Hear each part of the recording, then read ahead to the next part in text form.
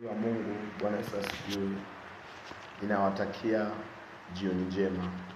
Habari hii nimewaletea katika kile kitabu cha Kumbukumbu ya Torati 5:6. Anasema hivi: mimi ni Bwana Mungu wako niliyekutoa katika nchi ya Misri, katika nyumba ya utumwa. Bwana Yesu asifiwe. Manake anachosema mimi ni Bwana, manake yeye ni Mungu.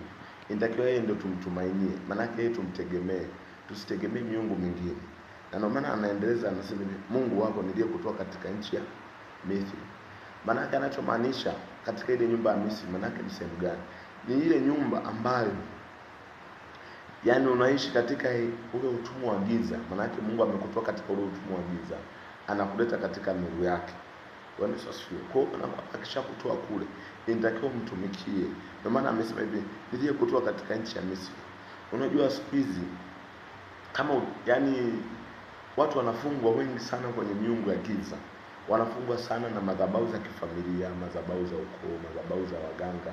Kwa hiyo inatakiwa hizi madhabahu tuzikemee kwa damu ya Yesu. Bwana Yesu asifiwe. Na maana amesema niliyekutoa katika nchi ya Misri. Maana yake katika ile nchi ya Misri amekutoa katika zile nyumba za utumwa. Maana yake katika ule utumwa ule ambao ulikuwa unatumikishwa na nguvu za giza usiku wa manane, usiku. Maana kwamba wanatumikisha maana unajua ukishakuwa katika vifungo vya giza, uwepo wa Mungu huwezi kuuona. Ila unakuwa unaona tu ni nguvu za giza zinakunyanyasa. Moyoni mwako unakuwa hamna amani.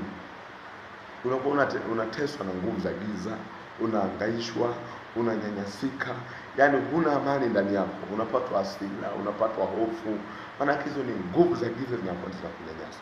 Kwa hiyo inachotakiwa, mpendo wa Mungu, ambapo unapitia hizo nguvu za giza zinazokunyanyasa, hebu mwambie Mungu, mimi nakuhitaji. Mtumikie Mungu.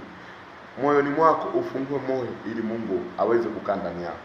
Na ndio maana ukisoma katika kile kitabu cha Kutoka mstari wa 25 mstari wa 8 anasema hivi, nao wanifanyie patakatifu ili niweze kukaa kati yao.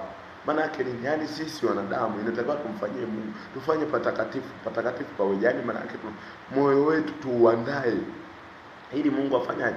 Akae ndani yetu. Akishakaa ndani yetu ndipo naye atafanya utakatifu ndani. Kwa sisi wanadamu ndio tuandae moyo ili Mungu aweze kukaa ndani yetu. Bwana Yesu asifiwe.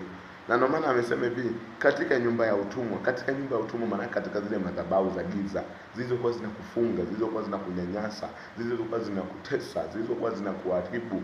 Unajua mtu akishatoka katika ule utumwa wa giza akaja katika ufalme wa Mungu, anaanza kuona ni watu tofauti. Unaanza kujiona ni watu tofauti kabisa.